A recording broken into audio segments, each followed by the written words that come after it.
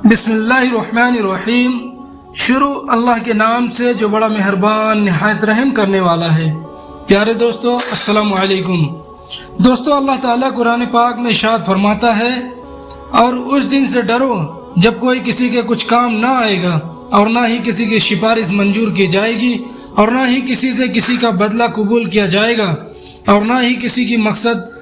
مدد حاصل کر سکیں گے۔ دوستو، قیامت کا دن ایک ایسا ہولناک دن ہوگا کہ اس دن حمل والی عورتوں کے حمل ضائع ہو جائیں گے، اور اس دن نفس نفسی کا یہ عالم ہوگا کہ ماں اپنے بیٹے کو بھول جائے گی اور اولاد اپنے ماں باپ کو بھول جائے گی، اور اس دن کوئی کسی کے کچھ کام نہ آئے گا۔ ہر ایک کو اپنے حساب کتاب کی پڑی ہوگی، اور ہر انسان کو اپنے اعمال کے مطابق اپنے انجام کو پہنچا دیا جائے گا۔ دوستو، اس بات پر ہر ایک مسلمان کا ایمان ہے کہ اس سے مرنے کے بعد قیامت کے دن اٹھایا جائے گا اور اس کو اس کے اعمال کا بدلہ ملے گا۔ لیکن آج ہم آپ کو بتائیں گے کہ مرنے کے بعد بچوں کا حساب کتاب کیسا ہوگا، اور کیا بچوں سے قبر کے اندر سوال جواب کیے جائیں گے،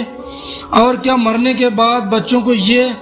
بھی ان کی قبروں کے عذاب ہوتا ہے یا نہیں، اور اس کے ساتھ ساتھ آپ کو یہ بھی بتائیں گے کہ مرنے کے بعد کافروں اور مشرکوں کے بچوں کے ساتھ کیا سلوک کیا جاتا ہے، اور کیا کافروں اور مشرکوں کے بچے مرنے کے بعد جنت میں جائیں گے یا نہیں، اور اگر کوئی معصوم بچہ کفر کر دے تو کس عمر میں اس کے کفر کا اعتبار کیا جائے گا۔ ان تمام سوالوں کا جواب قرآن حدیث کی روشنی میں آپ کو بتائیں گے۔ اس دنیا کو چھوڑنے کے بعد انسان کو سب سے پہلے جس گھر میں داخل کیا جاتا ہے وہ قبر ہے۔ قبر آخرت کی منزل میں سے سب سے پہلی منزل ہے، اور قبر سے ہی انسان کا حساب کتاب شروع ہو جاتا ہے۔ جو قبر کے امتحان میں پاس کر لیتا ہے تو اس سے آگے آنے والے امتحان اس کے لیے آسان ہو جاتے ہیں،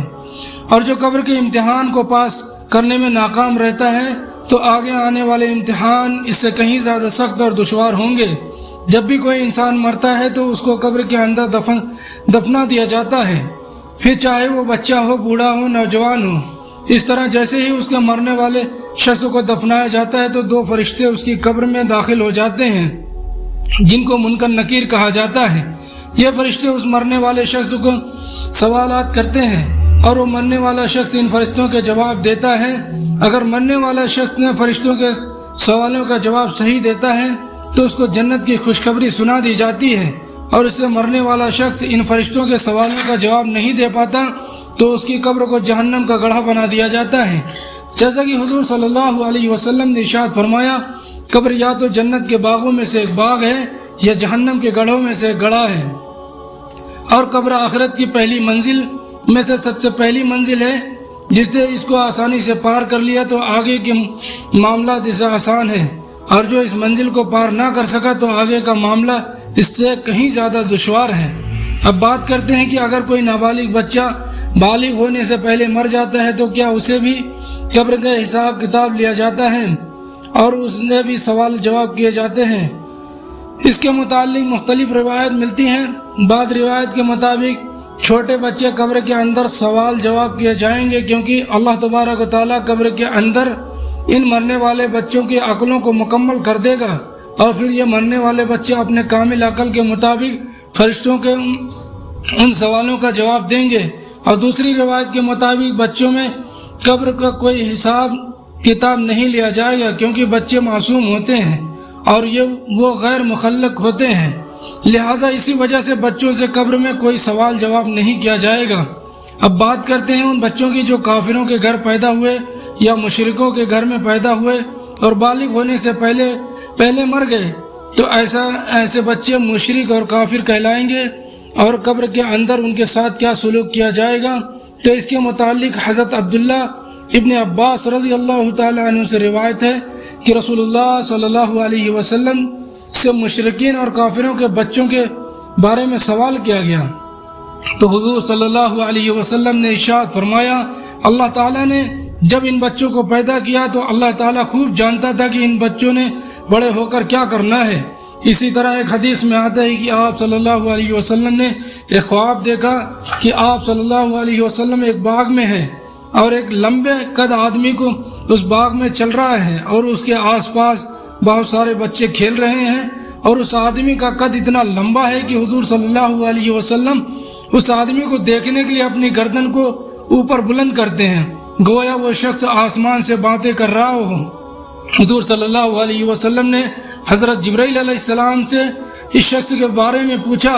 اور ان بچوں کے بارے میں دریافت فرمایا، تو حضرت جبرائیل علیہ السلام نے عرض کیا، یا رسول اللہ صلی اللہ علیہ وسلم،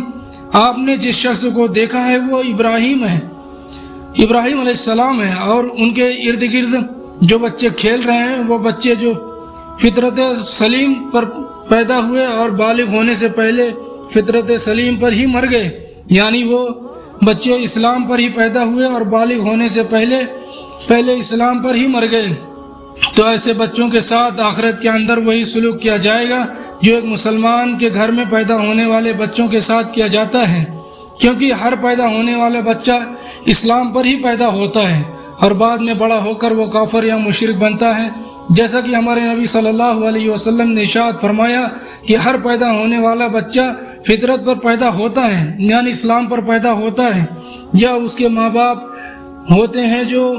بعد میں یہودی نصرانی عیسائی بنا دیتے ہیں۔ یعنی اس حدیث سے معلوم ہوا کہ ہر پیدا ہونے والا بچہ مسلمان پیدا ہوتا ہے اور بعد میں بڑے ہو کر اس کے ماں باپ اس کو کافر، مشرک یا عیسائی بناتے ہیں۔ اگر کوئی بچہ جو کافروں کے گھر پیدا ہوا لیکن وہ بالغ ہونے سے پہلے مر گیا تو وہ اسلام پر ہی مرے گا۔ اب بات کرتے ہیں بچے کی کس عمر میں کفر کا اعتبار کیا جائے گا، تو اس کے مطابق روایت میں آتا ہے کہ بچہ جب عاقل اور بالغ ہو جائے اور اچھے اور برے کی پہچان کرنے لگ جائے تو اس عمر میں اگر کوئی بچہ کفر کرتا ہے تو اس کے کفر کا اعتبار کیا جائے گا اور وہ بچہ کافر ہوگا۔ اور علماء کرام بیان فرماتے ہیں کہ اگر کوئی بچہ 7 سال کی عمر میں کفر کرتا ہو تو اس کے کفر کا اعتبار کیا جائے گا اور وہ کافر ہو جائے گا۔ اب بات کرتے ہیں کہ کافروں اور مشرکوں کے بچے جنت میں جائیں گے یا نہیں، اور اگر یہ جنت میں جائیں گے تو جنت کے کون سے مقام میں ان کو رکھا جائے گا، اس کے متعلق مختلف روایت ملتی ہیں۔ بعض روایت کے مطابق جیسے مسلمان کے بچے جنت میں جائیں گے اسی طرح وہ بھی بچے جنت میں جائیں گے جو پیدا تو کافروں کے گھروں میں ہوئے ہیں لیکن بالغ ہونے سے پہلے مر گئے، تو اللہ تعالیٰ ان معصوم بچوں کو بھی جنت میں داخل فرمائے گا، کیونکہ اللہ تعالیٰ ارشاد فرماتا ہے کہ وہ کسی کو جنت یا جہنم میں داخل نہیں فرمائے گا جب تک کہ اس کے اعمال کے متعلق مکلف نہ بنا دے، اور بچے اعمال کے مکلف نہیں ہوتے، لہذا اسی وجہ سے اللہ تعالیٰ معصوم بچوں کو بغیر حساب کتاب کے جنت میں داخل فرمائے گا۔ اور بعض روایت کے مطابق کافر اور مشرکوں کے بچے جنت میں تو داخل ہوں گے لیکن یہ جنت میں جنتی مسلمان بچوں کے ماتحت ہوں گے اور ان کے خادم کی ڈیوٹی کو سر انجام دیں گے، اور یہ مسلمان جنتی بچوں کے خادمین ہوں گے۔ اور بعض علماء کرام اس مسئلے پر خاموشی اختیار کرتے ہیں، ان کا یہ کہنا ہے اللہ تعالیٰ ہی بہتر جانتا ہے کہ اللہ تعالیٰ کافروں کے بچوں کے ساتھ کیا سلوک فرمائے گا۔ ان تمام روایتوں میں سب سے صحیح روایت یہ ہے کہ جو بھی بچہ بالغ ہونے سے پہلے فوت ہو جاتا ہے تو اللہ تعالیٰ ان کو بغیر حساب کتاب کے جنت میں جگہ عطا فرماتا ہے، اور بالغ ہونے سے پہلے مرنے والے تمام بچے حضرت ابراہیم علیہ السلام کی کفالت میں ہوتے ہیں۔ السلام علیکم ورحمۃ اللہ وبرکاتہ۔